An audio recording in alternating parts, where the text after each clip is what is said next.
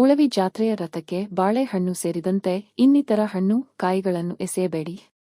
ಜೋಯಿಡಾ ತಾಲೂಕಿನ ಪುಣ್ಯಕ್ಷೇತ್ರ ಮತ್ತು ರಾಜ್ಯದ ಪ್ರಸಿದ್ಧ ಜಾತ್ರೆಗಳಲ್ಲಿ ಒಂದಾದ ಶ್ರೀ ಕ್ಷೇತ್ರ ಉಳವಿ ಚೆನ್ನಬಸವೇಶ್ವರ ಜಾತ್ರೆಯು ಫೆಬ್ರವರಿ ತಿಂಗಳ 4 ರಿಂದ 15 ರವರೆಗೆ ನಡೆಯಲಿದ್ದು, ಫೆಬ್ರವರಿ 13 ರಂದು ಸಂಜೆ 4 ಗಂಟೆಗೆ ಮಹಾರಥೋತ್ಸವ ನಡೆಯಲಿದೆ.